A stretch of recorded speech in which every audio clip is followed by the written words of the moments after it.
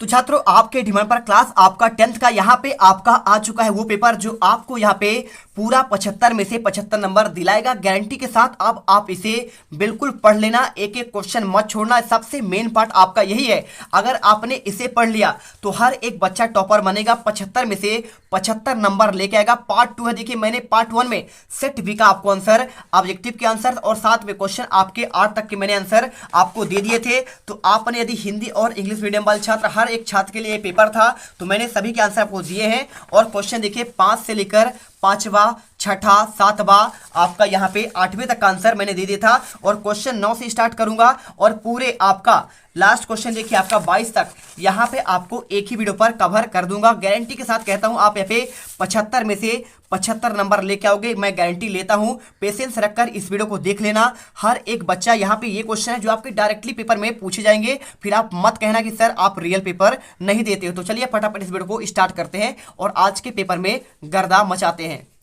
क्या बात है सर, क्या बात है सर, क्या बात, ये बात है, अरे सर क्या बात। ठीक है, तो चलिए इस वीडियो को स्टार्ट करते हैं। तो यहां पर देखिए क्वेश्चन आपका 5वां लिखा है, बायो में जलाने से पहले मैग्नीशियम को रिबन को साफ क्यों किया जाता है। ऑब्जेक्टिव का आंसर मैंने आपको दे दिया था। तो अगर मैं इसके आंसर की बात करूं तो आपको इसका आंसर देखिए आपको यहाँ पे मिल जाएगा। बिल्कुल आप टेंशन मत लीजिए, सभी क्वेश्चन का आपको आंसर हम देंगे एक एक करके। तो आपका आंसर ये रहा, आप अच्छे से इसे देख लो। लिखा है मैग्नीशियम को रिबन के ऊपर धुंधली मैग्नीशियम ऑक्साइड आरक्षक परत जम जाती है, उसे हटाने के लिए बायो में जलाने से पूर्व मैग्नीशियम रिबन साफ किया जाता है क्योंकि वह आरक्षी पर मैग्नीशियम को ऑक्सीजन के साथ क्रिया करके रोकती है। और इसके बाद क्वेश्चन देखिए आपका यहाँ पे अथवा का दिया गया है, जब लोहे की कील को कॉपर सल्फेट के विलयन में डुबाया जाता है तो विलयन का रंग क्यों बदल जाता है, आपका ये क्वेश्चन। अगर मैं इसके आंसर की बात करूं तो आपको आंसर देखिए आपको यहाँ पे ये मिल जाएगा प्रॉपर आपको आंसर। जब लोहे की कील को कॉपर सल्फेट के विलयन में डुबोया जाता है तो विलयन का रंग बदल जाता है क्योंकि लोहे द्वारा कॉपर को विस्थापित किया जाता है और लोहे लौ सल्फेट बनता है। देखिए कॉपर आप सल्फेट है, आपका आयरन मिलाएंगे तो आपका ये FeSO4 इसके साथ मिल जाता है और आपका पे कॉपर आपका अलग हो जाता है। ठीक है, तो आप आंसर यहाँ पे कर लीजिए। इसके बाद देखिए आपका यहाँ पे लिखा है विद्युत के तार आपके धातु के क्यों बनाए जाते हैं। तो अगर मैं इसके आंसर की बात करूं तो आपको इसका आंसर देखिए आपको यहाँ पे ये मिल जाएगा। हर एक क्वेश्चन का आपको आंसर दे देंगे, कोई टेंशन आपका है नहीं। देखिए क्वेश्चन आपको मिलेगा ये वाला, आपको आंसर करना है। देखिए धातु समानता आपका विद्युत की सुचालक और तन्य होती है, इसमें विद्युत आसानी से प्रवाहित हो जाती है, अतः विद्युत तार धातु के बनाए जाते हैं। आपको आंसर यहाँ पे ये करना है। इसके बाद क्वेश्चन देखिए आपका लिखा है लोहे को जंग से बचाने के आपको 2 तरीके बताना है। तो अगर बचाने की बात करें तो आपको देखिए पहला आपका होता है पेंट करके, तेल लगाकर, ग्रीस लगाकर और जस्तीकरण करके। आपको आंसर यहाँ पे ये करना है। इसके बाद क्वेश्चन अगर मैं देखूं तो क्वेश्चन आपका लिखा है, देखिए क्वेश्चन नंबर 7वां, अपमार्जक और आपको साबुन में आपको 2 अंतर बताना है। तो अगर मैं इसके आंसर की बात करूं तो आपका इसका आंसर देखिए आपको यहाँ पे ये प्रॉपर आपको मिल जाएगा। आपका साबुन और अपमार्जक में अंतर आप इसे ये कर लीजिए। देखिए ये कठोर और मृदु दोनों प्रकार के जल के साथ झाग उत्पन्न करते हैं और ये केवल मृदु जल के साथ आपका झाग उत्पन्न करते हैं। ये कठोर जल में उपस्थित कैल्शियम और मैग्नीशियम लवणों के साथ अम्लीय पदार्थ नहीं बनाते और ये कठोर जल के साथ कैल्शियम और मैग्नीशियम लवणों के आपके अम्लीय पदार्थ बनाते हैं। आपको आंसर करना है। और अपमार्जक कपड़े अधिक साफ करते हैं और साबुन आप कपड़े अपमार्जक से आपकी तुलना में कम कपड़े आपके साफ करते हैं। और इसके बाद क्वेश्चन देखिए यहाँ पे लिखा है हाइड्रोकार्बन क्या है, उदाहरण देकर आपको समझाना है। तो अगर मैं इसके आंसर की बात करूं तो आपका हाइड्रोकार्बन क्या है, देखिए आपको यहाँ पे ये मिल जाएगा आंसर। प्रॉपर आपको आंसर लिख लेना है, ऐसे कार्बन के यौगिक जो केवल कार्बन और हाइड्रोजन से मिलकर बनते हैं हाइड्रोकार्बन कहलाते हैं, जैसे मेथेन, एथेन, एथीन, एथाइन और बेंजीन आपका होता है। इसके बाद क्वेश्चन देखिए लिखा है मनुष्य के उत्सर्जन तंत्र का आपको नामांकित चित्र बनाना है और साथ में मनुष्यों में ऑक्सीजन और कार्बन डाइऑक्साइड का परिवहन कैसे होता है। तो अगर मैं इसके आंसर की बात करूं तो आपको आंसर देखिए आपका ये है, मनुष्य के उत्सर्जन तंत्र का नाम अधिवृक्र। पूरा चित्र बनाइए और चित्र बनाने के बाद आपको यहाँ पे पूरा इनका भाग, वक्र शिरा, वक्र धमनी, कार्टेक्स, बाया वक्र, मूत्र नली, पृष्ठ महाधमनी, मूत्र वाहिनी, दाया वक्र और आपका अधिवृक्क, आपका मूत्र मार्ग। ये सारे क्वेश्चन आपको करने हैं। और इसके बाद आपका देखिए यहाँ पे लिखा है ऑक्सीजन की बात कर रहा है, परिवहन की बात। तो अगर मैं इसके आंसर की आपको बात करूं तो आपका इसका आंसर देखिए आपको यहाँ पे ये मिल जाएगा।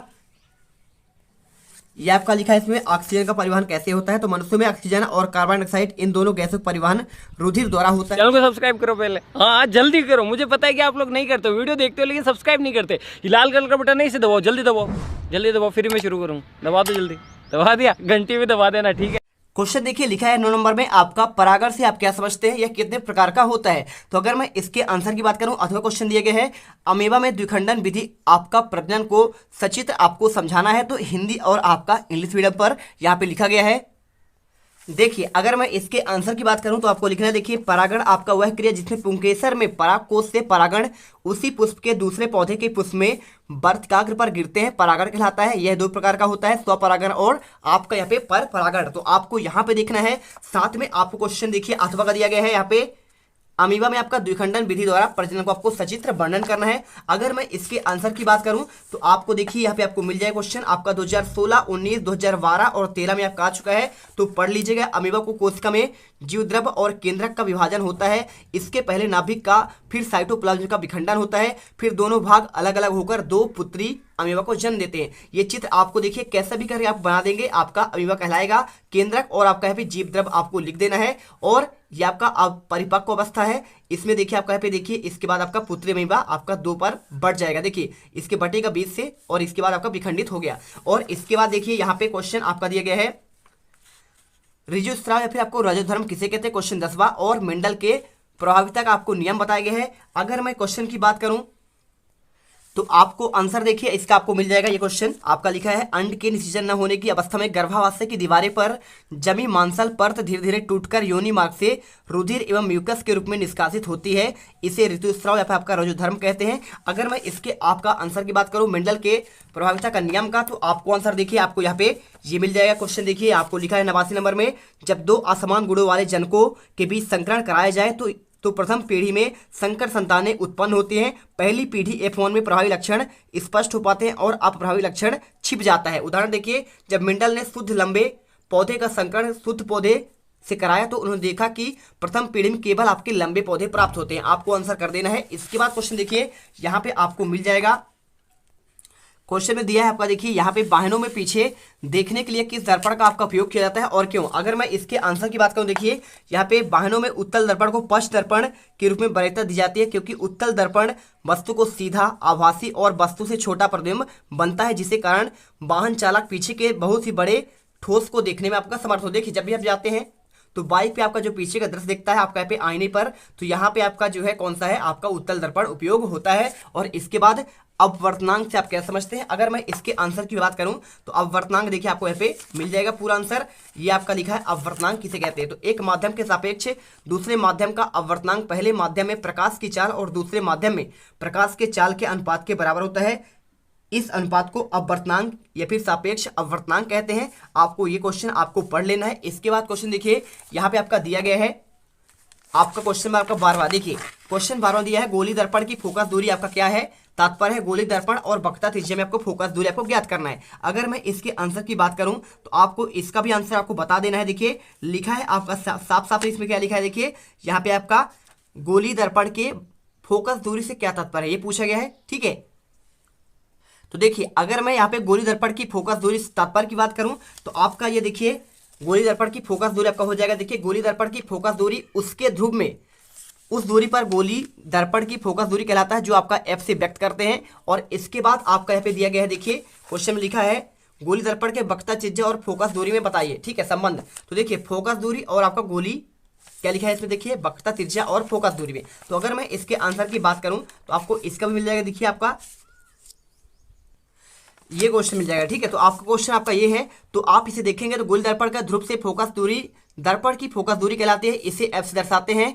फोकस देखिए गोली दर्पण की फोकस दूरी 1/2 गुणे वक्ता त्रिज्या F बराबर आपका R/2 हो जाएगा। और इसके बाद देखिए यहाँ पे आपका जो वाहनों को पीछे देखने के लिए किस दर्पण का उपयोग होता है, तो आपको देखिए उत्तल दर्पण में छोटा आभासी प्रतिबिंब बनता है, पीछे से आने वाले वाहनों को आसानी से देखा जा सकता है, अतः उत्तल दर्पण का उपयोग किया जाता है। आपका ये क्वेश्चन आपका था इसके पहले वाला। और उस लेंस की फोकस दूरी ज्ञात की जिसकी क्षमता आपका 2 देखिए डायप्टर है, यह किस प्रकार आपका लेंस है। अगर मैं इस क्वेश्चन का आपका आंसर की बात करूं तो आपको यहाँ पे इसका भी आंसर आपको मिल जाएगा। देखिए आपको अगर मैं आंसर की बात करूं तो आपका आंसर आपको क्वेश्चन आपको ये मिलेगा।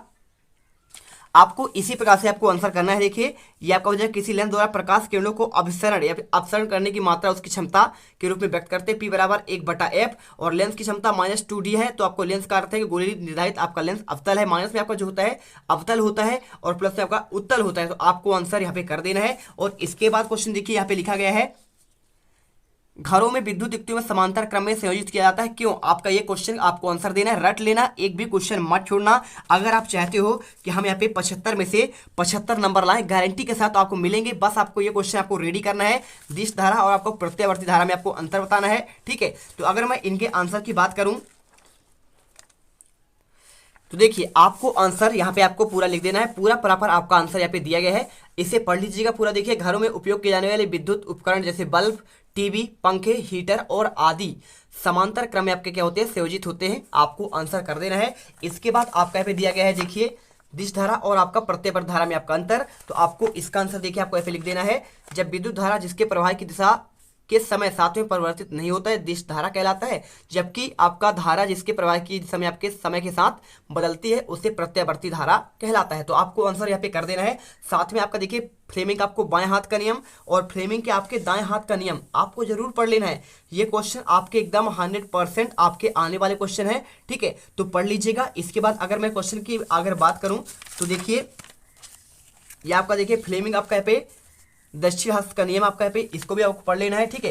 या फिर आपको देखिए आपका यहाँ पे ये है प्रेरित धारा, आपको दिशा ज्ञात करने के लिए आपको यहाँ पे दाएं हाथ का नियम, इसे पढ़ लेना आपको, ठीक है। और इसके बाद क्वेश्चन दिया गया है आपका, देखिए ये देखिए आपका मिल गया ना क्वेश्चन, सेम दिश धारा जनित विद्युत जनित का आपको नामांकित आपको चित्र बनाना है। अगर मैं इसके आंसर की बात करूं देखिए, तो आपको आंसर ये मिल जाएगा प्रॉपर, आपको ये चित्र आपको बनाना है, ठीक है, अच्छे से आपको यहाँ पे डीसी जनित्र का, और साथ में आपका यहाँ पे देखिए पूरा आपको चित्र बना लेना है, नामांकित चित्र आपको बनाना है, ऐसे क्षेत्र, चुंबक, कुंडली, विद्युत वलय और आपका ब्रुश, ठीक है। और आपको इसको करने के बाद आपको यहाँ पे मिलेगा देखिए फ्लेमिंग के दाएं हाथ का नियम। तो दाएं हाथ का नियम आपका देखिए आपका ये वाला है। तो आपको यहाँ पे फ्लेमिंग के दाएं हाथ के अनुसार, यदि बाएं हाथ का हम अंगूठा उसके पास वाली तर्जनी उंगली के बीच में तीनों एक दिशा में लंबवत फैला दें, तो तर्जनी आपका देखिए आपका ये जो है चालक की दिशा आपका ये होगा, ठीक है। और चुंबकीय क्षेत्र की दिशा आपका यहाँ पे देखिए कौन सा आपका मध्यमा हो जाएगा, और यहाँ पे आपका बीच वाली उंगली प्रेरित धारा की दिशा को प्रदर्शित करती है। तो आपको आंसर आपको यहाँ पे ये कर देना। देखिए आपका यहाँ पे अगर ऐसे करेंगे आप, तो ये आपका जो होता है सामने, ठीक है। तो यहाँ पे लिखा है तीनों में आपका लंबवत फैला दे, तो तर्जनी आपका यहाँ पे उंगली जो होता है चुंबकीय क्षेत्र की दिशा होगा, ठीक है, ये वाला आपका चुंबकीय क्षेत्र की दिशा, और अंगूठा आपका जो होता है ऊपर देखिए आपका ये चालक की गति की दिशा हो जाएगा, और बीच वाली आपका ये जो आपका उंगली होगा ये आपका प्रेरित विद्युत वाहक आपका बल की दिशा कहलाएगा। और इसके बाद देखिए आपको यहाँ पे क्वेश्चन लिखा है विद्युत मोटर का आपको नामांकित चित्र बनाना है। तो अगर मैं विद्युत मोटर का बात करूं तो आपको इसका भी मिल जाएगा। देखिए विद्युत मोटर आपका यहाँ पे ये मिल जाएगा। तो आपका देखिए विद्युत जनित्र का आपका देखिए ये क्वेश्चन आपका दिया गया था, ये आपका विद्युत जनित्र का, ठीक है। तो आप इसका देखिए, आपने इसका तो देख ही लिया विद्युत आपका जनित्र का, यहाँ पे आपका दिया है विद्युत मोटर का। तो विद्युत मोटर का आपका यहाँ पे ये वाला क्वेश्चन है, आप इसको याद करना पड़ेगा। और इसके बाद हम देखते हैं आपका नेक्स्ट क्वेश्चन क्या लिखा है। देखिए विद्युत चुंबकीय प्रेरण का आपको फैराडे का आपको नियम बताना है। तो अगर मैं इसके फैराडे का नियम की बात करूं तो आपका देखिए विद्युत चुंबकीय का आपका पे फैराडे का आपका नियम आपका ये दिया गया है, ठीक है। तो आपको दो नियम है, जब किसी कुंडली के फ्लक्स में परिवर्तन होता है तो उसमें प्रेरित विद्युत वाहक बल उत्पन्न के कारण कुंडली में आपका विद्युत धारा प्रवाहित होने लगती है। दूसरा देखिए कुंडली में उत्पन्न प्रेरित विद्युत वाहक बल चुंबकीय फ्लक्स में परिवर्तन दर के अनुक्रमणपाती होता है। आपको ये याद करना है। साथ में ओजोन परत आपका क्या है, यह आपका क्यों क्षीण हो रहा है, ये क्वेश्चन आपको रेडी करना है। और उत्पादक किसे कहते हैं, तो आपको मैं इनके आंसर आपको दिखा देता हूँ। देखिए यहाँ पे आपका लिखा गया है उत्पादक किसे कहते हैं, तो आपको देख लीजिए। तो पहले आप यहाँ पे देखिए ओजोन परत, तो क्या लिखा है, हमारे वायुमंडल में 25 से आपका यहाँ पे 35 किलोमीटर तक ओजोन की एक मोटी परत पाई जाती है जिसे ओजोन परत कहते हैं। और ओजोन परत आपका एरोसॉल जैसे प्रदूषकों के आपकी उपस्थिति का आपका क्षीण होता है। और इसके बाद आपको यहाँ पे अम्ल वर्षा आपका दूसरे चरण में आपका आएगा, ठीक है। तो आप इसे अभी से पढ़ लेना। अम्ल वर्षा का पूरा लिखा है, जैसे देखिए वायुमंडल में जब अम्लीय गैसें CO2, SO2, SO3, नाइट्रोजन के ऑक्साइड एकत्रित होते हैं तो वर्षा के जल में घुलकर अम्ल बनकर बरसते हैं, जिसे अम्ल वर्षा कहते हैं।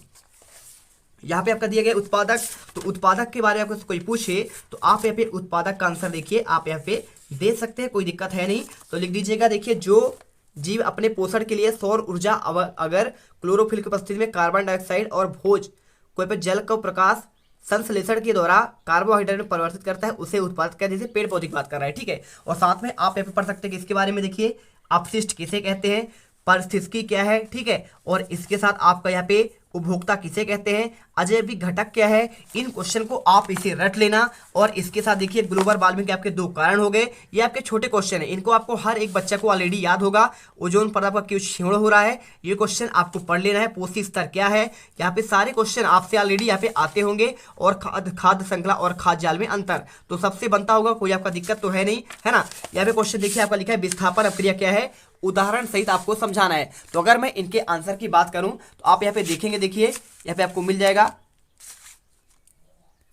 तो देखिए आपको यहाँ पे विस्थापन और आपका द्विविस्थापन, तो आपका आंसर यहाँ पे लिखा हुआ है जब कोई वस्तु एक तत्व दूसरे तत्व को उसके यौगिक से विस्थापित करता है उसे विस्थापन अपक्रिया कहते हैं। इसका उदाहरण लिखा गया है, ठीक है। और द्विविस्थापन क्या है, देखिए द्विविस्थापन अपक्रिया 2 अलग अलग परमाणु और अणुओं के समूह को आपस में आदान प्रदान करते हैं। आप इसे पढ़ लीजिए। और यदि आप चाहते हैं कि आपका रेडॉक्स अपक्रिया पढ़ लें तो आप यहाँ पे उष्माक्षेपी उष्माशोषी पढ़ सकते हैं, है ना, आप पढ़ लीजिएगा। इसके बाद क्वेश्चन देखिए प्रतिवर्ती क्रिया को आपको क्रियाविधि सचित्र वर्णन करना है। अगर मैं इसके आंसर की बात करूं तो आपका यहाँ पे इसका आंसर देखिए आपको ये मिल जाएगा। प्रतिवर्ती क्रिया का आपको अच्छे से यहाँ पे याद करना है, पूरा चित्र आप इसे रट लेना। ये क्वेश्चन आपका श्योर है बिल्कुल, ठीक है। इसके बाद देखिए आपको इसको याद करने के बाद मेरुरज्जु है, पृष्ठ हार्न है, गृह द्रव्य है, अधर हार्न है, स्वेद द्रव्य है, चालक तंत्रिका है, न्यूरॉन है, एक्सॉन है, संवेदी कोशिका, संवेदी न्यूरॉन, संवेदी तंत्रिका तंतु, त्वचा में संवेदी कोशिका आपको याद कर लेना है। और इसके बाद मनुष्य के मस्तिष्क का नामांकित आपको चित्र बनाना है। तो अगर मैं इसके आंसर की बात करूं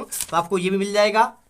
ये देखिए आपको यहाँ पे मनुष्य के मस्तिष्क का चित्र, प्रमस्तिष्क, कपाल, मध्यमस्तिका, मेरुरज्जु, पांडु, पांस, बेरिलाई या फिर आपको मेडुला, अनुमस्तिष्क, हाइपोथैलेमस, पीयूष ग्रंथि और आपका पश्च मस्तिष्क आपको यहाँ पे पूरा आपको मिल जाएंगे। और इसके बाद आपका क्वेश्चन देखिए यहाँ पे निकट दृष्टि दोष किसे कहते हैं, इसका आपको निवारण बताना है। साथ में दूर दृष्टि दोष क्या है, रेखांकित द्वारा आपको निवारण कैसे करते हैं, आपका ये क्वेश्चन है। तो देखिए आपका पहले पूछा गया निकट दृष्टि दोष के बारे में, तो आपका ये रहा निकट दृष्टि दोष। देखिए जब निकट की वस्तु, देखिए निकट में क्या होता है, निकट की वस्तुएं ही दिखाई नहीं देती हैं आपको यहाँ पे, तो आपका लेकिन दूर की वस्तुएं स्पष्ट दिखाई देती हैं। यहाँ पे आपका निकट दृष्टि दोष होता है देखिए। और इसके निवारण के लिए आपका अवतल लेंस का यूज होता है, किसका, आपका अवतल लेंस का। और आपको यहाँ पे देखिए चित्र बनाना पड़ेगा। साथ में दूर दृष्टि दोष देखिए क्या होता है, जब आपकी दूर की वस्तुएं स्पष्ट दिखाई, दूर में क्या होता है, दूर की वस्तुएं दिखाई देती है लेकिन पास की वस्तुएं स्पष्ट नहीं दिखाई देती है। और आपका इसमें उत्तल लेंस का यूज किया जाता है। और आपको यहाँ पे चित्र बना देना है। और इसके बाद देखिए निवारण आपको अगर लिखना है तो आप निवारण देखिए आपको यहाँ पे आंसर आपको इसमें दिखा हुआ है। और इसके बाद देखिए क्वेश्चन आपका यहाँ पे 20वां, तनु सल्फ्यूरिक अम्ल दानेदार, आपको ये आपको दिया गया है। इनके अगर मैं आंसर की बात करूं तो इसका आंसर देखिए आपको यहाँ पे आपके लिए आपको समीकरण और बाद में आपको संतुलन करना है, ठीक है। तो आपको ये क्वेश्चन दिया गया है, आपको इसे जो है समझाना है। तो यहाँ पे आपको इस प्रकार से आपको आंसर करना पड़ेगा। बहुत बड़ा आंसर है, आप इसे छोड़ सकते हैं। इसके जगह में आप यहाँ पे देखिए इसमें आपको विरंजक चूर्ण के बारे में रासायनिक के नाम और आपका 2 सूत्र याद कर सकते हैं, अम्ल और क्षार में अंतर याद कर सकते हैं। साथ में आप यहाँ पे देखिए आपके ये क्वेश्चन आप पढ़ सकते हैं, प्लास्टर ऑफ पेरिस वाला क्वेश्चन, तो आप इन्हें पढ़िए, उसके जगह पर आप इन्हें रट लीजिए। आपके यही क्वेश्चन आएंगे, पीएच स्केल क्या है, साथ में आपका उदासीनीकरण क्या है, ठीक है। चलिए इसके बाद अगर मैं क्वेश्चन करूँ आपका यहाँ पे आपका नेक्स्ट क्वेश्चन, तो आप देखेंगे इसमें आपका नेक्स्ट क्वेश्चन आपको यहाँ पे दिया गया है। देखिए निम्नलिखित यौगिक को आपको यहाँ पे संरचना आपको बनाना है। एथेनोइक अम्ल, ब्रोमोपेंटेन, ब्यूटेनॉन, हेक्सेन और साबुन की सफाई की आपका क्रियाविधि, नेफ्रॉन की संरचना, आपका लसिका और आपका पे रक्त में आपको 4 अंतर। तो देखिए पहले तो आपका फिर मिल जाएगा लसिका और आपका रक्त में 4 अंतर। तो आप आंसर इसे पढ़ लीजिएगा। एक रंगहीन द्रव्य है और आपका गहरे रंग लाल का आपका द्रव्य ऊतक है और इसमें लाल रक्त कणिकाओं का आपका पूर्ण अभाव होता है और इसमें लाल रक्त कणिकाएं आपका उपस्थित होती है। इसमें प्रोटीन की मात्रा कम होता है, इसमें प्रोटीन की मात्रा आपका अधिक होता है। यह अपशिष्ट पदार्थ से आपका अधिक होता है और यह अपशिष्ट पदार्थ में कम होता है।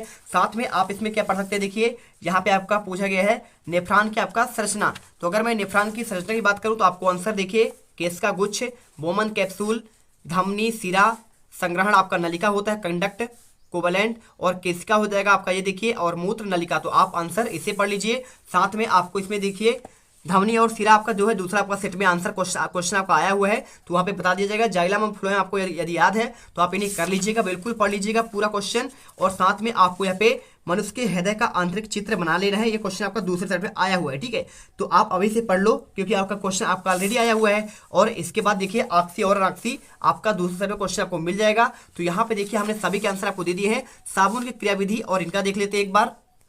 तो देखिए इसका आंसर आपको मिल जाएगा एथेनोइक अम्ल, ब्रोमोपेंटेन, ब्यूटेनॉन और हेक्सेनल, ठीक है। तो आपका पहला दूसरा ब्रोमोपेंटेन, ब्यूटेनॉन और आपका हेक्सेनल। ठीक है, आप इन्हें पढ़ लीजिए।